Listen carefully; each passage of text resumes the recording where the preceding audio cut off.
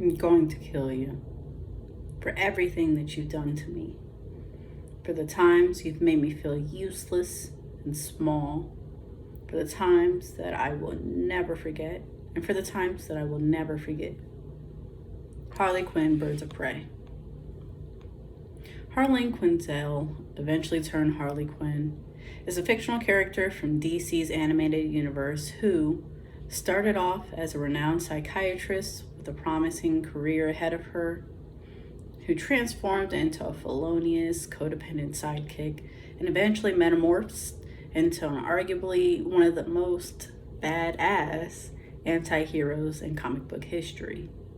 Obviously, we aren't, hopefully, walking the streets with baseball bats, salivating at the opportunity to turn a Tesla into a pinata because someone cut us off in traffic. However, I'm sure there is a tiny, small piece of us, even if we don't like to admit, that would love to inconsequentially feed into our most immature, intrusive instincts without being judged or rejected. And this is what makes Harley Quinn so special. She may not fly in to save the day like Wonder Woman, but she is a strong woman who is confident in exactly who she is. As a longtime DC fan, it brings me great pleasure and excitement to inform you of exactly how Harley Quinn contrasts from her heroine peers, making her the anti-hero everyone needs. The first point I'd like to point out about how Harley Quinn contrasts is regarding her transformation into Harley Quinn itself. Paul Dini, the writer credited with creating Harley Quinn, described her origin stating, Harley, in her earlier incarnation, really felt like she was the one for the Joker. She felt like she could catch him and cure him and bring him back to humanity. But actually, in the process, she lost hers. Before she knew it, she had fallen head over heels in love with him. And that happens to have started the hamster wheel of codependency, and maybe a bit of the Stockholm syndrome that Harley went on to endure for years.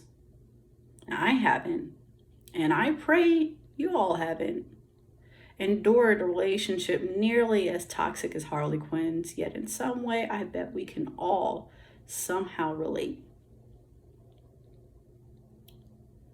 Harley's journey, which shows her humanity being ripped away from her, being her inspiration, is a direct contrast from other heroes who typically aspire to find empathy and compassion for humankind. The second point I want to point out about how Harley Quinn contrasts from her heroine peers is her characteristic traits. So Abraham Josephine Reisman, Harvard graduate and published author of True Believer, The Rise and Fall of Stan Lee, traveled extensively in preparation for her essay, The Hidden Story of Harley Quinn and How She Became the Superhero World's Most Successful Woman, where she met superfans who do agree Harley Quinn is the epitome of not always making the right choice, but relishing in the freedom to make a choice.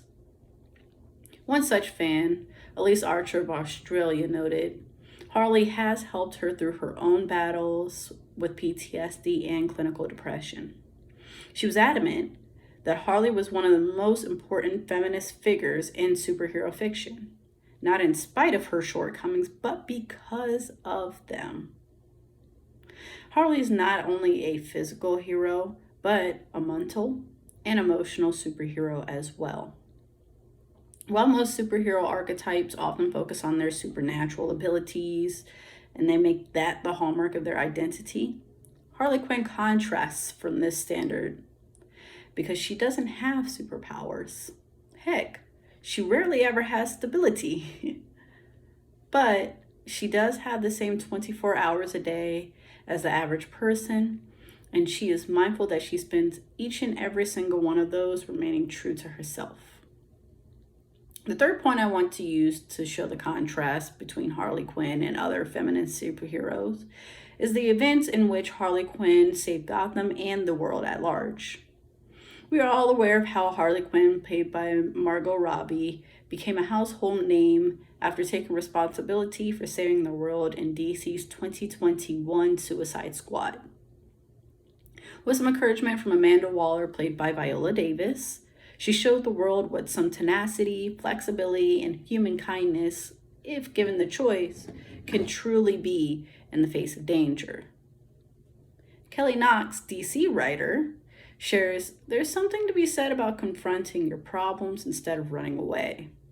Harley Quinn ain't got nobody, and she doesn't need nobody, especially not no Joker.